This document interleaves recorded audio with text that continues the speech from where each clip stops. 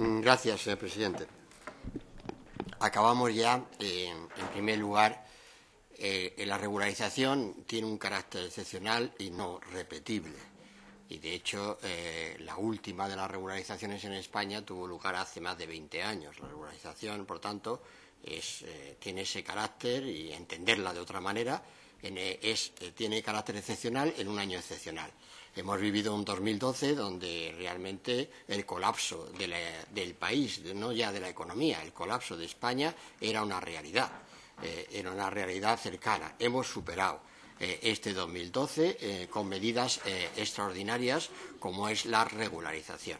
Y, en segundo lugar, yo he venido a explicar que realmente las afirmaciones políticas sobre las consecuencias de esa regularización, en el caso del señor Bárcenas o de cualquier otro, no tienen ningún sentido, puesto que el procedimiento legal hecho es precisamente el que no exime de responsabilidades a quien ya esté incurso en procedimientos anteriores. Una explicación que ahora trato ya de rematar y hacer lo más sencilla posible.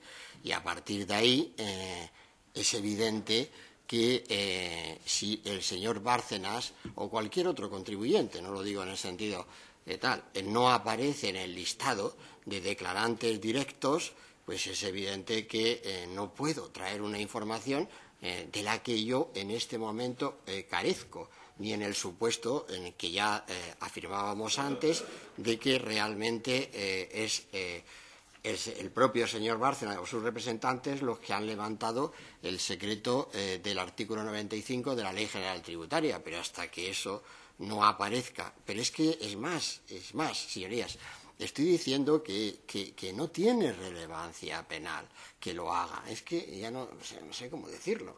Y dice, pero no ha hablado de nada de esto. No sé, yo creía que sí, había hablado, y desde el primer minuto de ello, porque en ese sentido, y debo censurar declaraciones políticas de los grupos y llamarles a la responsabilidad sobre determinadas declaraciones políticas que he escuchado, además, insisto, desde el primer minuto, por parte de miembros de esta Cámara que hoy no están presentes en el debate, muy graves, viniendo de un político o muy graves viniendo de un medio de comunicación. Todo es gratis en el sentido de que vives en un mundo donde se pueden decir las cosas sin consecuencias, ¿no? Se pueden prestar igual pasa a los medios de comunicación, lo digo con toda franqueza. Cuando tienen que hacer de vehículo de campañas sucias, lo hacen sin pestañear. Entonces, creo que esto hace mucho daño al sistema y a la democracia. Es en que yo hablo ya desde hace mucho tiempo, así, no necesito que buscarme subterfugio y mucho menos a esta altura de mi vida, de mi evolución política y profesional, que en todo caso merece ser muchos reproches. Sí, el primero por la longitud, el primero sin duda alguna es cierto, ese por supuesto en sí mismo, pero por el contenido, señorías, que yo es el que quiero traer. Y además en términos también de corrupción. Mire, ahora tenemos un problema en España.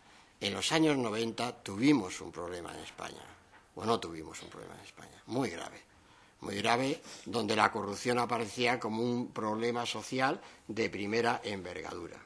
¿O es que ya nos hemos olvidado de que esa corrupción afectaba a órganos fundamentales del Estado?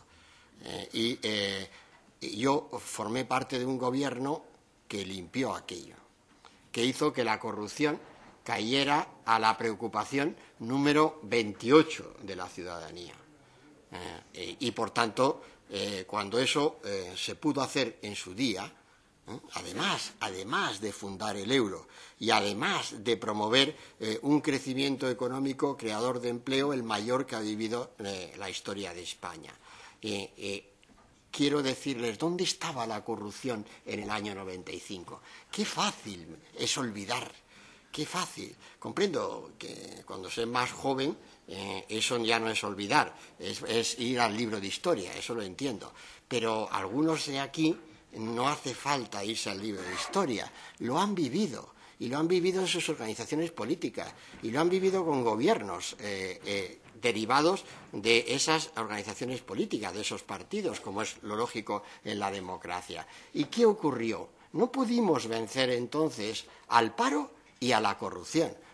Pues yo voy a acabar expresándoles en la mañana de hoy que yo he venido aquí a esta Cámara a afirmar y a confirmar mi confianza, mi fe en que España es un gran país que es capaz de batir a los dos ejes que son los ejes fundamentales de su preocupación, el paro y esta corrupción que, insisto, y llamo a la responsabilidad de todos los grupos políticos para que lo hagamos cuanto antes, desarrollemos cuanto antes la materialidad de una instrumentación legal jurídica que ya tenemos, por lo demás, en la propia Cámara y, por tanto, ahora lo que hay que hacer es aplicarla. Muchas gracias, señor presidente.